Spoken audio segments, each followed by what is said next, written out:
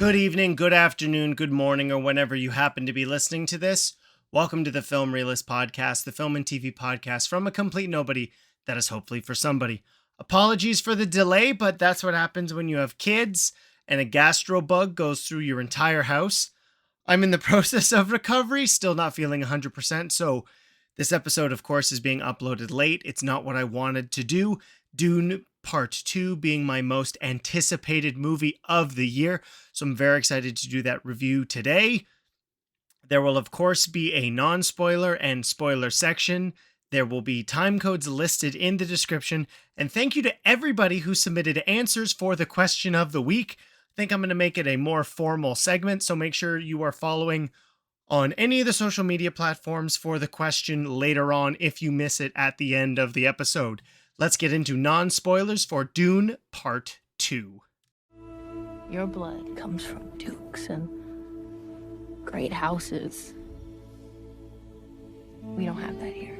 This is the non-spoiler section of the review, so any major plot points or details will be held off for the actual spoiler section, but anything that was in Dune Part 1 is fair game, fair warning. As stated already, this was my most anticipated film of the year. I am a huge fan of Denis Villeneuve's films, going all the way back to Prisoners, which is a thriller that I wouldn't say is easily rewatchable, but the precision to which he makes his films with is unlike anyone else that is currently working in Hollywood today. And I love the fact that he is a French Canadian. So shout out Denis. Thank you so much for your continued contributions to filmmaking and cinema. As stated already, I'm very tired. I've off very little sleep. That this is a continuation. This is the second half of the first book. Now, already that is not something that typically is handled very well. Even being a fan of Harry Potter, Deathly Hallows being split up, Twilight Breaking Dawn being split up, Mockingjay being split up. I'm actually in the process of listening through the Hunger Games books right now. I'm about halfway through Mockingjay. It's a very different perspective when the films are done in third person and the books are written in first. It's a very, very interesting. And that obviously was not something to be wary of given how fundamental an achievement the first Dune was. I was discussing with Chris prior to going to see it that the first film has easily one of the best casts probably of all time. It is unfortunate that typically with Denis films, they are not smash hits at the box office. And that achievement for the first one in being financially viable, on top of being released in the middle of a pandemic and having same-day release, was something special and shows the quality of the film. 2023 was a really great reflection for a film goer not wanting to just go see something average. They wanted an excuse and an experience to go to the theater. That going every single weekend or every other weekend probably died with Spider-Man No Way Home. And I don't think things have really ever been the same since. The continuation of this film was something everybody was looking forward to. It's been almost 3 years. When did the last one come out? So it was October. So 2.5. Regardless, this continues the story of Paul Atreides. And there's been a lot of conversation online about the epicness, the grandeur, and the every single detail, every single grain of sand was accounted for in the production process leading to this film. I absolutely loved Dune Part 2. I mentioned in the outro that gastro bug's been going through my house, and unfortunately, the day prior to me going to see this, Sawyer was up sick all night long, and this is by no means a reflection of the film whatsoever, but watching a nearly 3-hour film like this with about a couple hours sleep was difficult, and I really wished I had a chance to watch it again leading into this. But I'm planning on doing kind of a double feature at some point over March break, as that is coming up soon. I absolutely loved this film. There are epics made over time that are on a scale that I don't believe will ever be met again. There are Now, while myself personally not a diehard fan of these films, I was more so disappointed with the prequels of The Hobbit, but The Lord of the Rings, Star Wars, which obviously, if you are a fan of Dune and this franchise as a whole, know how much was borrowed into that. The Godfather duology, obviously, part 3 is not everybody's favorite. We are on the precipice of what could be not two. No, the number is 3. Two of the greatest trilogies in the 21st century when it comes to large scale filmmaking, with Beyond the Spider-Verse coming out at some point and Across the Spider-Verse, not across, Dune Messiah, which fingers crossed we get sooner rather than later. But again, let Denis cook, because what he was able to do with this film, the grandeur presented, the production values, whether that is the handling of scale, which again is something that is so difficult to do well. And if you're following me on TikTok, you'll see my criticisms for things like Godzilla x Kong, which are just big cartoons, and the significance of those events become less and less important when you lose that these are giant monsters supposed to be living in the real world. And the world of Arrakis, particularly going to practical locations, Denis been public with when he signed in to do these, they had to go places with actual sand because, in his words, Jaws was not shot in a pool. Everyone in this film clearly is working at their best possible performances. We get significantly much more fleshed out performances from Zendaya, Timothée Chalamet, and the relationships that are presented in the film are so intricate, and the word that I would describe it honestly, without it sounding kind of unfortunate given the conclusion to that series, but the level of writing and the different kinds of relationships presented are akin to something we would have seen like Game of Thrones in its early days, where the politics of this world and everything going around, where, as in the first film, the Atreides being given Arrakis was a political move from the Emperor, knowing that this would cause an issue with the, I want to pronounce them correctly because there are a lot of names in this, the Harkonnens. And that level of care is done throughout each and all of their performances all the way through. I was joking with friends prior to going to see this that I was really excited that Christopher Walken was in the film because I wanted him to do Paul Atreides is on Arrakis. You have to go get him. It's a place full of sand, worms, and play that comically up, which I know my impression's not great, but it is always fun to talk like Christopher Walken. But everyone, even from the subtlest performance, some maybe more so than the rest, really helped drive this narrative forward.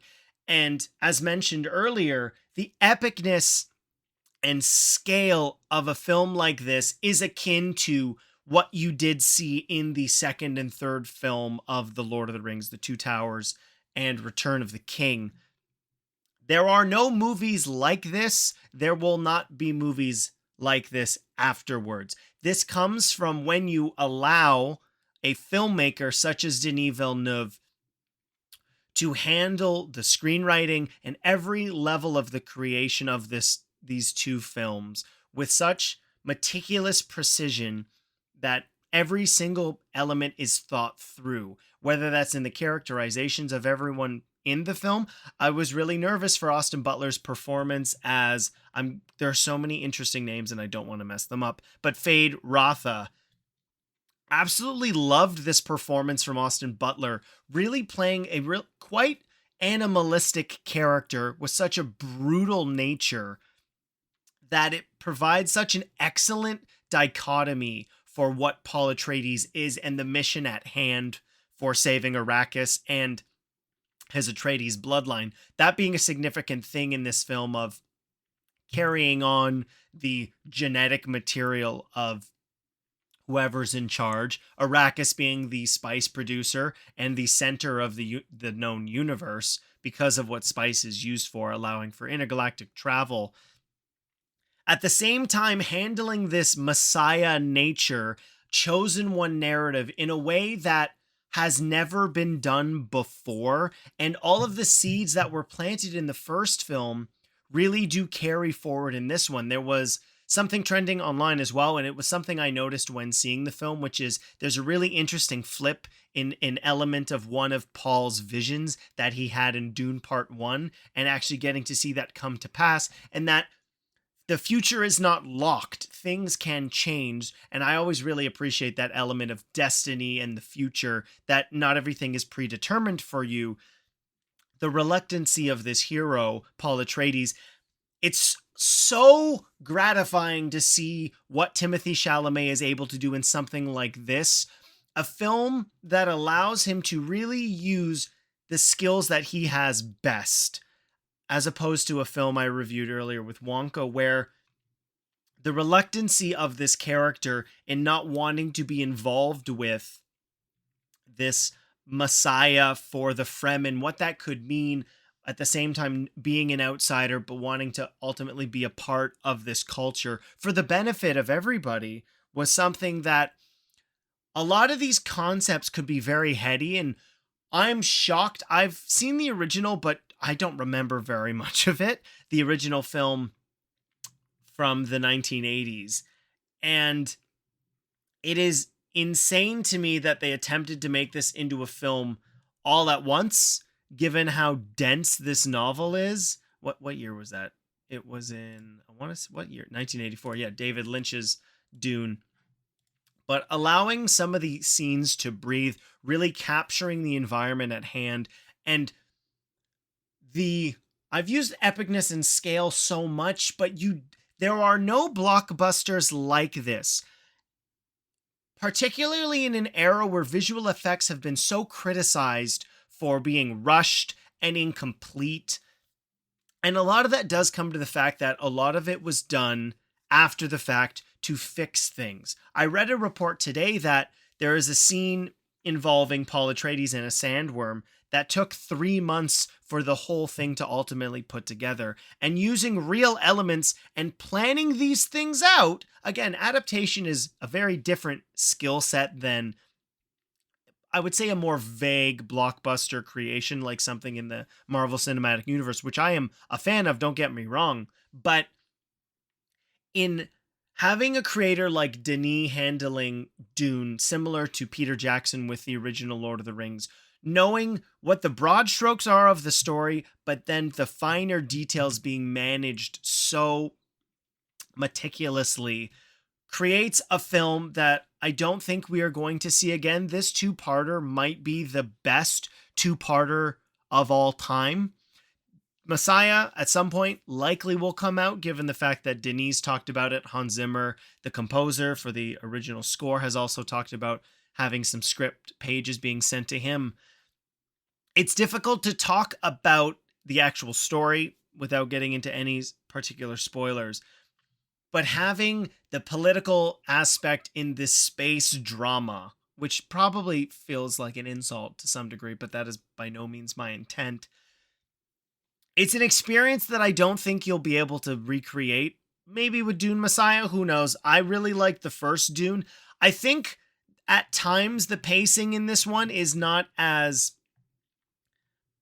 well executed as part 2, it being only about 10 minutes longer, but I think it's a positive and a negative at the same time, where you are allowed to really be engrossed in what's going on. It is supposed to be another world, and going to Abu Dhabi and really shooting in the sand dunes certainly allows for that aspect to be maintained. And unlike other blockbusters that are consistently using the volume, to some degree, I understand that when you were shooting on a television series budget, but on others, when you were spending hundreds of millions of dollars, this film, listed as 190, but who knows if that's accurate,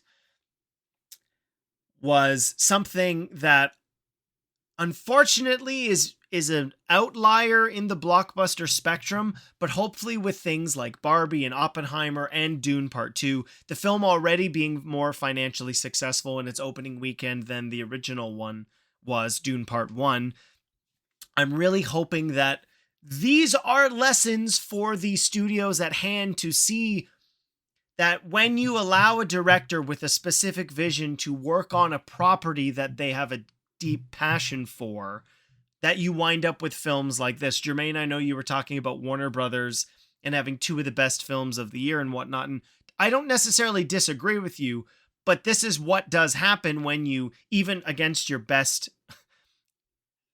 positions or actions, you let Greta Gerwig do what she wanted to do with Barbie.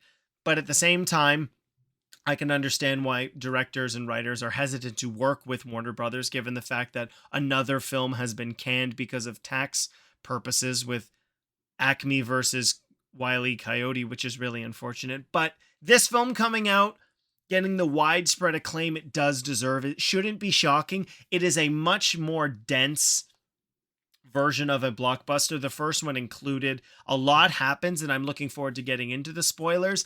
I loved the film. I'm looking forward to seeing it again.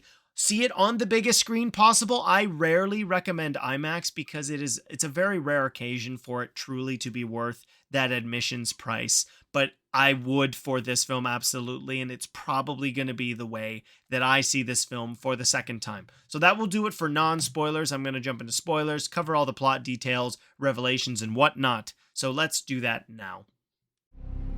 May thy knife chip and shatter. All right, we're in full spoilers, going to cover more of the plot details. So, Paul Atreides is Space Sand Jesus, and that's pretty much it. He doesn't want to do it. As I mentioned in the non-spoiler section of this review, the politics at hand, for me personally, make this much more interesting than something about a chosen one narrative, while obviously being a massive part of the story. I really liked where you get to see everyone's perspective for the most part on this mission of controlling Arrakis, it being the centerpiece of the universe, as mentioned, controlling spice and whatnot. In one, we get to see the downfall of the Harkonnens with Dave Bautista, who plays Glossu Rabonan. I'm probably mispronouncing that. And in the meantime, we do get to see a lot more of Rebecca Ferguson and her involvement, Lady Jessica, with the mothers of the Fremen, which seem to be a almost shaman-like group where they are involved in prophesizing and maintaining the Fremen pureness, I guess, to some degree. That's probably wrong. There's a lot that happens in this movie, and the mythology in this universe is so interesting, and the intricacies with each individual culture is unlike anything you really get to see in a big space epic like this, particularly with getting to spend more time with the Fremen and their customs, seeing Paul want to become one of them in the training that's involved, because even Paul Atreides had a montage was really fun. If you're not a Team America fan, I'm sorry. And as mentioned, Timothée Chalamet being this person who, with Paul Atreides, not wanting to be the chosen one for the Fremen, but falling into this role, knowing that it is ultimately what he has to do, whether that's in regards to vengeance for the death of his father, played by Oscar Isaac, who did tell him that a leader is called to. It's not something you choose. I'm probably misquoting that, but it's the thought that counts. And the maneuvers that all the main characters are kind of putting into pass that ultimately that leads to what happens with the film, which is he does drink the water of life, which is some weird liquid toxin that apparently no man can drink, which if you're on a specific side of the political spectrum, you probably didn't enjoy, but I don't really care. And Lady Jessica having the poison be connected to the daughter that she is currently gestating in her womb, played by Anya Taylor-Joy, and it's something that I think could have been handled really comically, but it's certainly not the case in this film, which is she has this ongoing internal monologue with the character, allowing the audience to really be engrossed with what Jessica's goals are at hand, which, given the fact that she doesn't know, but I'm going to get into that because this is spoilers, her being the daughter of the Harkonnens, was a revelation I was not expecting whatsoever, but given the fact that this is handling like biblical families of space, not really shocking given how monarchies on the actual Earth have handled maintaining their bloodlines. And I mean, you reap what you sow with that, unfortunately. And so the Atreides bloodline, to some degree, being diluted with Harkonnen bloodline, it's really interesting, particularly because I don't know what happens in Messiah. I have downloaded the 6 main books, and once I'm done the Star Wars High Republics, which I'm also going to be working on, I listen to a lot of my books. I don't give myself time. Let me know in the comments what books you listen or have read recently. But anyways, having this dynamic with all the different characters' end goals and how they intersect provides a much more enticing movie. Quite frankly, you don't have people who are just there to be random characters to fill out an ensemble. We have everyone in this world, particularly on Arrakis, trying to do what they think is best, and those goals sometimes intersect and sometimes don't, where we have Javier Bardem's Stilgar, who is from the South, and the culture that he's involved with this. I'm going to mispronounce the word, but the Harkonnen Messiah, which is Lisan Agaib. I believe I'm pronouncing that right. I'm probably not. It's a made up language, but that's neither here nor there. And the headbutting that he goes on with the Northern, and having that political nature between the different Fremen, particularly with wanting to bring in Paul, but as he becomes more of a Fremen, getting to see who he is, the training that he came from, being trained by not Dave Bautista, by Josh Brolin's Gurney, and what that leads into him becoming this successful leader of Muad'Dib, this mythical Fremen that is slowly taking down all the Harkonnen. And even before wanting to be this Messiah, has become this mythological character to the Harkonnens, leading to a failure where eventually we need Fade Ratha to come in, as I mentioned, played by Austin Butler, providing this dark mirror for what Paul Atreides could be under the wrong circumstances. Now, that's probably the most simplistic perspective on the film in general, them being the antagonistic characters of each other. But at the same time, Florence Pugh's character, Princess I'm gonna guess it's Irulin. And initially, she is presented as this character who seems to be, everything is happening to her. She has limited agency. But as the film unravels, we get to see the relationship she has with the Queen Mother, one of the Jesuits. There's a lot going on, and there's a lot of names. Yeah, she's the Reverend Mother. Sorry, the wrong monarchy label. And that they're in cahoots, which ultimately does lead to the downfall of her father, somebody who, against his best wishes, knew that the Atreides were likely going to overcome them, and it was his actions that were a result of Paul Atreides' father being killed.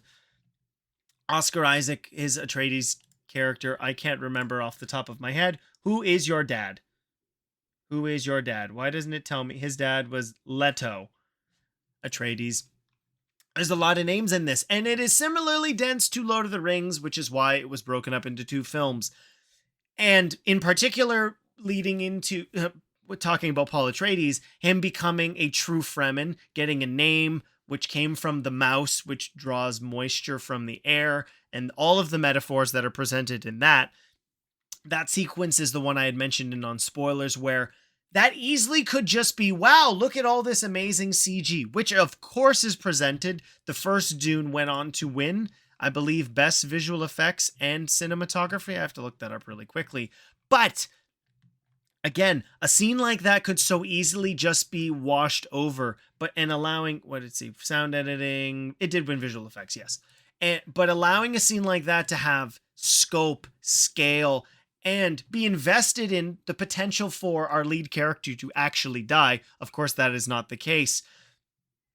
But each and all of the sequences presented in the film there is so much involved that absorbing it all at once is probably not something that I did overwhelmingly well, but I'm doing my best, and I'm very proud to be here and very happy for if you are listening to this episode of the podcast.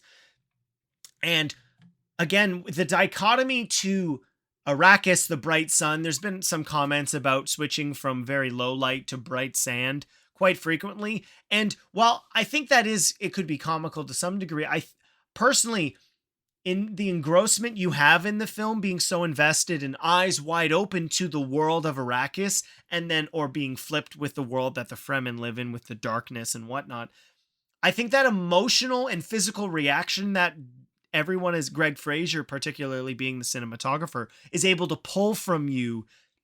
Again, there are so few films that are able to affect on an emotional level and really capture the overall impact that cinema should have when everyone is firing on all cylinders.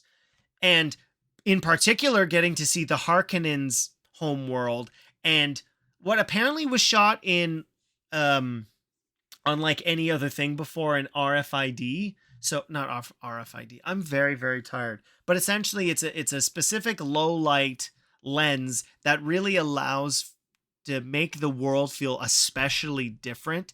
The visceral nature that we see the Harkonnens living amongst, and the relationship that the Baron Vladimir has with Fade Rotha, is particularly unnerving, and getting to see the brutality and animalistic nature, as I mentioned already, from Austin Butler makes me really happy. As somebody who did really enjoy Elvis, I'm glad to see something incredibly different from him. And moving forward, I hope he completely does lose his Elvis Presley accent, because I do think he is a really great actor, and I'm looking forward to the Bike Riders movie he has coming up recently.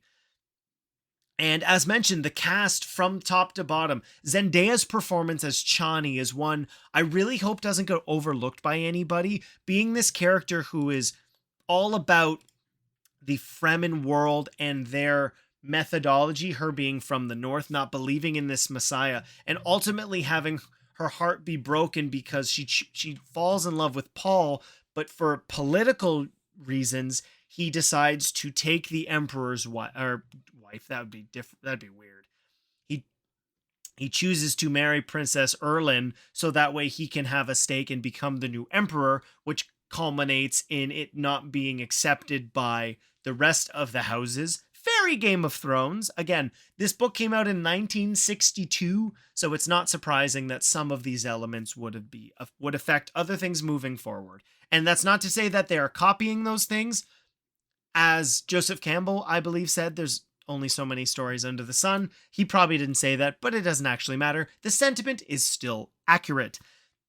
And so I'm really curious what we get with Messiah. I think this is probably the best performances we have seen from all this cast in a really long time. And that's not to say that they've been bad in their other films, but everybody brought into this project clearly knew what the job was that they had to do. And I'm very grateful that everybody did do that.